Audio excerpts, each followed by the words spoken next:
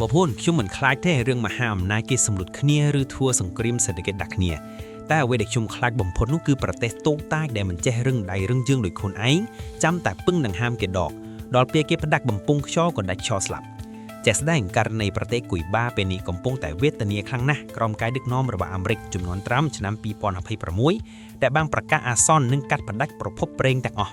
សេដ្ឋកិច្ចដួលរលំភ្លើងដាច់20ម៉ោងក្នុងមួយថ្ងៃប្រជាជនរងទុក្ខវេទនានេះមកពីអីមកពីគុយបាពឹងផ្អែកលើប្រេងពីវេណេស៊ុយអេឡានិងជំនួយពីគាពេកមិនមានឯករាជ្យភាពធម្មពលដោយខ្លួនឯងងាកមកមើលស្រុកខ្មែរយើងវិញដែលមានបញ្ហាថ្មីជាមួយថៃរឿងធម្មពលនោះសំណាងឲ្យដែលកម្ពុជាយើងមិនដូចគុយបាយើងមានប្រភពធម្មពលច្រើនយើងមានផ្លូវក្រោយយើងមិនមែនពឹងតែថៃមួយមុខទេបើមិនចឹងទេពេលគេគម្រាមបិទភ្លើងឬកាត់ផ្ដាច់ប្រេងយើងច្បាស់ជាចប់ដោយគុយបាហើយ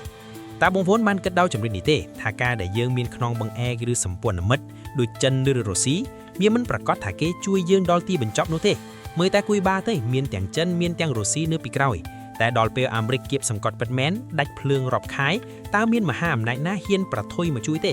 គេជួយដើម្បីតែផលប្រយោជន៍គេទេដល់ពេលគេត្រូវការពារខ្លួនឯងគេទុកឲ្យយើងស្លាប់ហើយខ្ញុំយល់ថាក្នុងនាមជាប្រទេសតូចយើងត្រូវតែចេះរៀបចំខ្លួនពង្រឹងសេដ្ឋកិច្ចនិងធម៌ពលខ្លួនឯងឲ្យរឹងមាំកុំសង្ឃឹមលើគេពេករដ្ឋាភិបាលគុយបាស្រែកថាចង់តស៊ូដល់ដំណោះឈាមចុងក្រោយតែអ្នកដែលងាប់គឺប្រជាជនដែលអត់បាយនិងអត់ភ្លើងប្រា